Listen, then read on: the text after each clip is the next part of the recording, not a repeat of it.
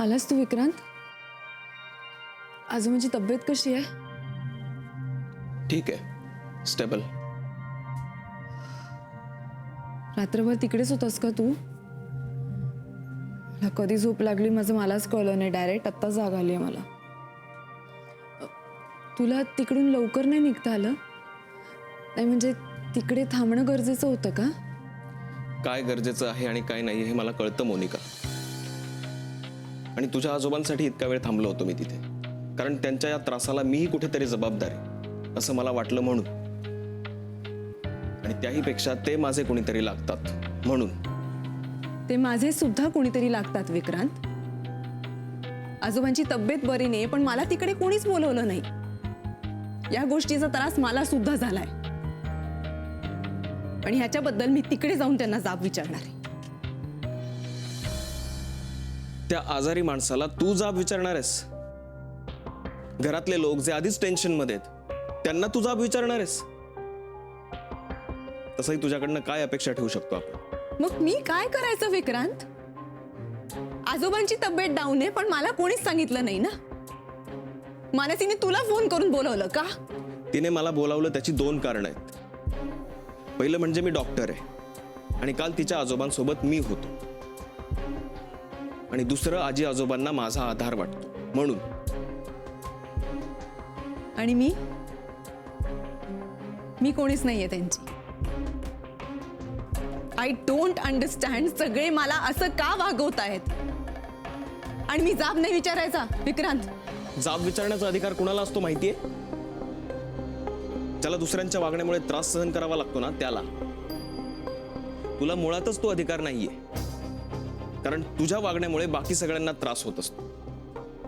या घरात जे पण काही वाईट घडतंय ना त्या सगळ्याचं कारण तू आहेस मोनिका. सतत मला घालून पाडून बोलायला सगळ्यांना किती आवडतं ना. नाहीयेस का तू ह्या सगळ्या त्रासाचं मूळ? तू खोटं बोललीयस मोनिका. आज तुझ्यामुळे मी घरच्यांपासून दुरावलो गेलोय. लग्नाच्या वेळी मी जे सत्य लपवलं ना ते कळल्यानंतर सगळ्यांना वाईट वाटलं असतं. ते दुखावले गेलेच असते. पण तू जे खोटं बोललीये ना त्यामुळे ते दुरावले पण गेलेत. हे बघ विक्रांत, मला इतकंच कळतंय ना, मला इकडे कोणी चांगलं वागवतंय ना माझ्या माहेरी. आणि मला जर कोणीही किंमत देणार नसेल तर मग आपली किंमत आपणच करायची असते मोनिका. मान सन्मान प्रेम हे असं मागून मिळत नसतं. ते सहज आपोआप आपल्याकडे आलं पाहिजे आपल्या वागण्यामुळे. काय करायचं ते मी बघून घे. पण त्रास होणाऱ्या व्यक्तीला जर जाब विचारता येत असेल ना विक्रांत, तर एक गोष्ट लक्षात ठेवा, तुमच्या वागण्यामुळे मला सुद्धा त्रास होतोय. तुला जे हवंय ते तू कर. मला जे करायचं होतं ते मी केलंय. तुझ्या आजोबांची तब्येत आता ठीक आहे.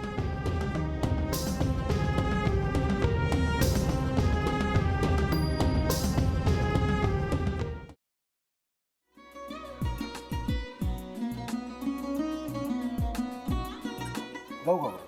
हो. असाच लावू ना?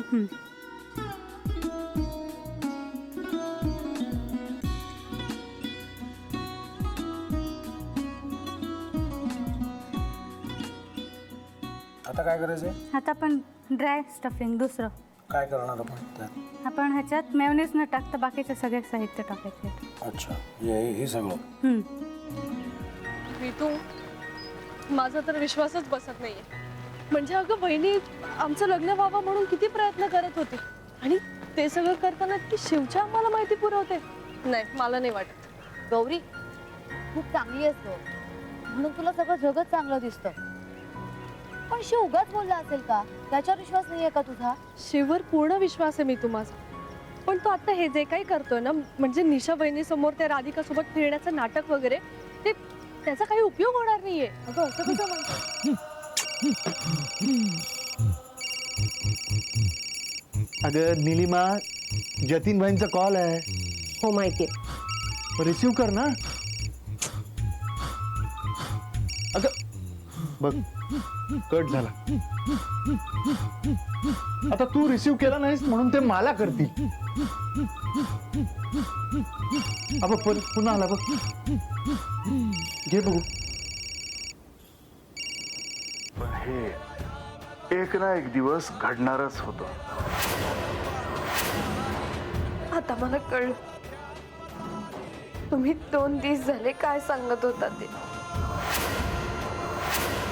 बनू हे संकेत असतात आणि हे ठरवून येत नसतात. मी बाहेर तुमची वाट बघते.